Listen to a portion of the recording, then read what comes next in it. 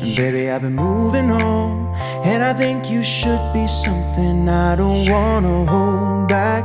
Maybe you should know that my mama don't like you and she likes everyone. And I never like to admit that I was wrong. And I've been so caught up in my job, didn't see what's going on. And now I know I'm better sleeping on my own. 'Cause if you like the way you look that much, oh baby. Hey guys, what's up? Today's video is going to be a Valentine's Day DIY treats. Now, I'm not busting out my Gordon Ramsay skills today. We'll save that for another video.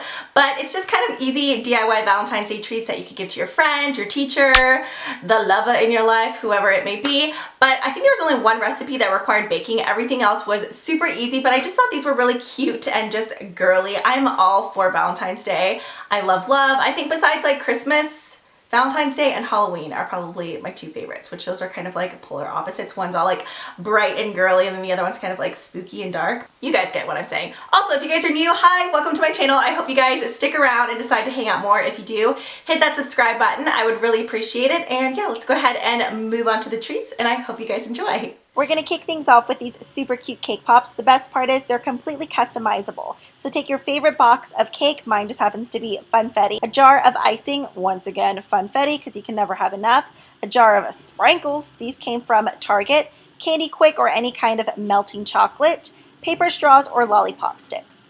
From here, you're going to go ahead and just pour in and make your cake mix just like you always would. So, you know, water, eggs, oil, all the essentials. Go ahead and mix that up into a pan and bake it at whatever instructions the box of cake you chose says. Once your masterpiece is cooled and out of the oven, we're going to dump it into a bowl and mash it into pieces. I know, you're like, Dana, you just made me bake a cake and now we're crushing it.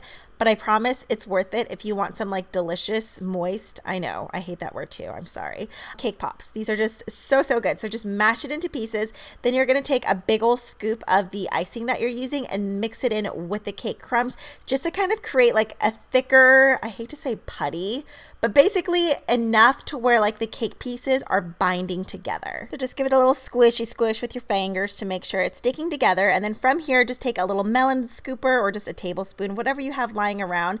You're going to scoop up the batter and then make sure your hands are clean because people are going to want to eat these. Roll them up into little balls and then just place them onto a plate.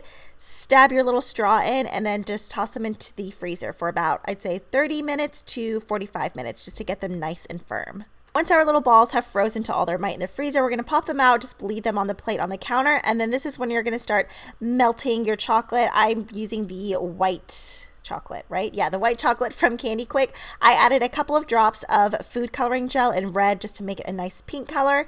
And then just taking the straw end, you're gonna dunk the ball side into the frosting and just wiggle it around, make sure you get it coated. And I like to kind of hang it over the bowl for a second and twist it just to make sure that any of the excess chocolate falls off so you have like a cuter, smoother looking cake ball rather than like, you know, a clumpy one because nobody wants clumpy balls.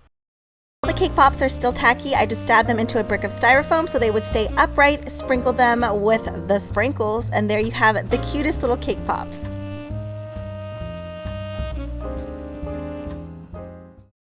For our next little dessert, we're going to be making these amazing Oreo Truffles. These are so incredibly easy, but just be aware they are super addictive. I didn't show you how to make these large ones, but all I did was use a larger cookie cutter. For this recipe, you'll need 1 pack of Oreos, Candy Quick in either white chocolate or dark chocolate. I went with white just so I could dye it pink again, some softened cream cheese, and then either a mold or a cookie cutter. The first step is to mash up your Oreos into tiny little crumbs. Originally, I was going to use this manual food processor, but I realized that was way too hard. So I just went in and beat them all up with a rolling pin. Once you have them into a nice soft crummy texture, you're going to take the block of cream cheese and mix it all together. Just like with the cake pops, you want to create kind of a firmer putty texture, and then you can either roll them into balls or use this heart mold that I use. I think I got this at Hobby Lobby for under $2. Just squish them into heart shapes and then place them in the fridge for about 15 to 30 minutes. And then just like earlier, I'm taking the white chocolate candy quick, adding a tiny drop of red food coloring to make it pink, and then I actually dipped these Oreos in twice. Once, put them in the fridge, and then put them in once again. Normally when I make these Oreo truffles, I use milk chocolate so I don't feel the need to cover them, but since the Oreos are so dark, I really wanted them to be opaque pink. After dipping them in chocolate for the second time, while they're still tacky, I went ahead and used those same sprinkles from earlier and decorated them. For the very final recipe, we're making heart-shaped Rice Krispies, which I feel like are pretty self-explanatory. So all I did is whenever I melted the marshmallow in the butter, I added a tiny drop of red food coloring, mixed in the Rice Krispies, and then squished them flat into a 13x9 pan.